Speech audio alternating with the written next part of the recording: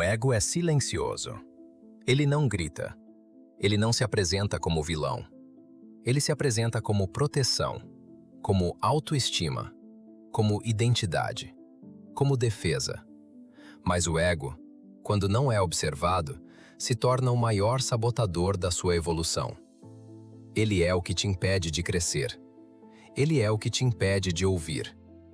Ele é o que te impede de admitir. E, principalmente, ele é o que te impede de mudar. Nós crescemos acreditando que precisamos construir algo chamado eu. Uma imagem, uma narrativa, uma versão de quem somos. E isso é natural. Mas existe uma diferença entre identidade saudável e identidade rígida. O ego começa como estrutura, mas pode se tornar prisão. O ego quer estar certo, sempre. Ele prefere estar certo do que evoluir. Prefere defender posição do que revisar crença. Prefere manter coerência externa, mesmo que internamente esteja errado. E isso é perigoso, porque crescimento exige desconforto, exige revisão, exige admitir: eu não sabia, eu errei, eu fui imaturo. Mas o ego odeia essas frases. Existe um mecanismo psicológico chamado dissonância cognitiva. Quando você recebe uma informação que contradiz quem você acredita ser, o cérebro sente ameaça. E o ego reage. Ele racionaliza, ele justifica, ele distorce, ele cria narrativa alternativa. Tudo para proteger sua autoimagem. Não para proteger a verdade, para proteger o eu. E é aí que o problema começa. Porque o ego não quer verdade. Ele quer estabilidade. Ele quer validação. Ele quer superioridade. Ele quer controle. Ele quer aplauso. Mas evolução não nasce da validação. Nasce da humildade. Humildade não é fraqueza. É força psicológica. É a capacidade de dizer: eu posso estar errado. E isso é raríssimo. Especialmente quando você começa a ter sucesso. Porque sucesso alimenta o ego. Reconhecimento alimenta o ego. Autoridade alimenta o ego. E se você não tiver consciência, o ego começa a crescer junto com seus resultados. E quanto maior o ego, mais difícil admitir erro. Mais difícil ouvir crítica. Mais difícil aprender. Existe uma fase na vida de muitas pessoas de alto desempenho onde elas param de crescer. Não porque perderam capacidade, mas porque perderam abertura. Elas não escutam mais. Elas não absorvem mais. Elas apenas defendem. E defendem algo que já não as representa. O ego cria rigidez. E rigidez é fragilidade disfarçada. O ego também cria comparação constante. Você começa a medir valor baseado em posição. Quem está acima? Quem está abaixo? Quem está ganhando mais? Quem está sendo mais visto? E quanto mais você se compara, mais você se distancia de si mesmo. Porque você não está mais evoluindo por propósito. Está evoluindo por competição. E competição constante gera ansiedade crônica. Existe algo ainda mais profundo. O ego se apega ao sofrimento. Sim, ele prefere estar certo e infeliz do que errado e transformado. Quantas vezes você manteve uma discussão, mesmo sabendo que poderia simplesmente ouvir? Quantas vezes você não pediu desculpas, porque não era totalmente culpa sua? Quantas oportunidades você perdeu, porque achou que já sabia o suficiente? Isso é ego, não maturidade. O ego também tem uma relação íntima com medo. Medo de parecer fraco. Medo de parecer ignorante. Medo de parecer vulnerável. Mas vulnerabilidade é o portal da conexão. Quando você não admite medo, você se distancia. Quando você não admite erro, você se isola. Quando você não admite insegurança, você constrói máscara.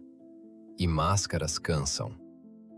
Existe uma diferença entre autoconfiança e ego inflado. Autoconfiança é silenciosa. Ego inflado é defensivo. Autoconfiança aprende. Ego ataca. Autoconfiança escuta. Ego interrompe. Autoconfiança cresce. Ego se protege. E proteção excessiva impede evolução. Muitos relacionamentos acabam por causa do ego. Não por falta de amor, mas por falta de humildade. Porque ninguém quer ceder. Ninguém quer admitir. Ninguém quer dar o primeiro passo. E assim, duas pessoas certas se tornam duas pessoas sozinhas. O ego protege orgulho, mas destrói vínculos. No mundo profissional, o ego pode ser ainda mais perigoso. Ele impede delegar, impede reconhecer talento alheio, impede pedir ajuda, impede construir equipe. Porque o ego quer protagonismo, mas liderança verdadeira exige serviço. Exige diminuir o próprio ego para elevar o grupo. E isso exige maturidade psicológica. Existe também o ego silencioso. Não aquele arrogante, mas aquele que se vitimiza. Aquele que se ofende facilmente. Aquele que leva tudo para o pessoal. Aquele que interpreta a crítica como ataque. Esse também é ego. Porque tudo gira em torno do eu. Até o sofrimento vira identidade. O ego cria apego a versões antigas de você. Você muda, mas continua defendendo quem foi. Continua sustentando o discurso que já não acredita. Continua mantendo postura que já não faz sentido. Por quê? Porque mudar exige admitir que você estava errado antes. E o ego odeia isso. Mas amadurecer é exatamente isso. Atualizar identidade, sem medo.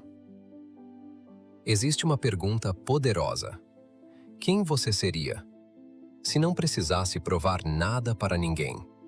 Se você não precisasse parecer forte. Se você não precisasse parecer inteligente. Se você não precisasse parecer superior.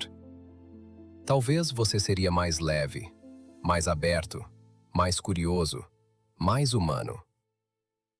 O ego cria a necessidade de provar. Mas quem precisa provar ainda não está seguro. E segurança real não vem de aplauso, vem de coerência interna, vem de consciência, vem de saber quem você é, sem precisar anunciar. Grandes líderes da história tiveram quedas monumentais por causa do ego. Não por falta de talento, mas por excesso de orgulho, excesso de certeza, excesso de rigidez. O ego sussurra. Você é diferente. Você é especial. As regras não se aplicam a você. E quando você acredita nisso, você começa a se afastar da realidade. E a realidade cobra. Sempre cobra. Mas existe uma saída. E ela começa com observação. Observar suas reações. Observar sua necessidade de estar certo. Observar sua resistência. Observar sua defensividade. Quando você começa a perceber o ego, ele perde força. Porque o ego prospera na inconsciência e enfraquece na lucidez. Você não precisa eliminar o ego. Ele faz parte da estrutura humana. Mas precisa integrá-lo. Precisa saber quando ele está falando. Precisa saber quando ele está reagindo. Precisa saber quando ele está protegendo o medo. A consciência transforma impulso em escolha. E escolha transforma rigidez em crescimento. Talvez o maior sinal de maturidade seja este. Você começa a valorizar mais a verdade do que a vitória. Mais o aprendizado do que o aplauso. Mais a evolução do que a validação. E quando isso acontece, O ego deixa de ser inimigo e vira ferramenta, porque ele passa a servir sua consciência, não comandá-la. No final, o ego não é seu maior inimigo porque ele te derruba. Ele é seu maior inimigo porque ele te impede de subir. Ele te mantém no mesmo lugar, defendendo versão antiga, defendendo narrativa confortável, defendendo identidade limitada, enquanto sua vida pede expansão. Crescer exige morrer versões. Ego quer preservar versões. Crescer exige admitir ignorância. Ego quer preservar imagem. Crescer exige humildade. Ego quer superioridade. A pergunta não é se você tem ego. Todos têm. A pergunta é: quem está no comando? Você ou a necessidade de se proteger? Talvez o próximo nível da sua vida não dependa de mais esforço. Dependa de menos ego, menos necessidade de provar, menos necessidade de vencer discussões, menos necessidade de ser visto e mais disposição para aprender, para ouvir, para revisar, para evoluir. Porque no fim, o maior poder que alguém pode ter é a capacidade de admitir: eu ainda posso crescer. E isso exige coragem.